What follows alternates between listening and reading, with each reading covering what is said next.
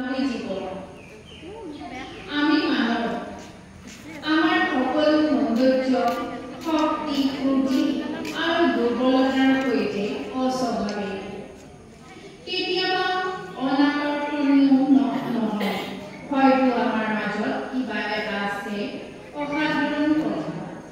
ই কালজয়ী সীমাহীন মাত্ৰাত বিদ্যমান এটা অদৃশ্য শক্তি নিঃশৰ্ত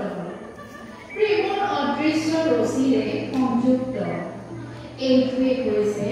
অস্তিত্বৰ ৰহস্যময় অংগ চিৰন্ত পোহৰৰ লক্ষ্য মাজে মাজে অসাধাৰণ অস্তিত্বৰ এটা সুন্দৰ উপাদান প্ৰকাশ পাইছে কাইটিক মনোভাৱৰ নিজৰ সৌন্দৰ্য আশা মৰম আৰু আশীৰ্বাদৰ জৰিয়তে আমাৰ সুখ প্ৰকাশ কৰোৱা আকাংক্ষা আৰু সপোনৰ এটা প্ৰবন্ধ থাকে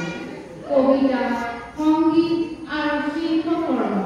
সকলোৰে নিজৰ হতাশা আৰু আনন্দ প্ৰকাশ কৰে মানৱ জাতিৰ যাত্ৰায়ক নিদ্ৰাৰ পৰা সাৰ পোৱাটো এটা অনুৰোধ প্ৰতিখন হৃদয়ত জ্ঞানৰ পোহৰে জিলিকাই তোলক ইয়াৰ মাত্ৰাহীন অস্তিত্ব দূৰ স্বপ্নময় অভিজ্ঞতা নিষিদ্ধ সকলো কবি সংগীতজ্ঞ নৃত্যশিল্পী শিল্পীয়ে যেন সপোন দেখে কিমান সাধক আৰু প্ৰেমৰে গঠিত মানৱ অভিজ্ঞতাৰ প্ৰতিটো দিশতে আনন্দ দুখ আৰু নিসংগতাৰ প্ৰতিটো মুহূৰ্ততে এটা কবিতা আৰু গীত প্ৰতিটো বাৰ্তাৰে চিলাই কৰি পিন্ধে কাপোৰ মানৱতা অস্পৃশ্য সুন্দৰ আৰু জ্ঞানী ই জীৱনৰ প্ৰতিটো গুণত এটি প্ৰতিচ্ছবি অংকন কৰে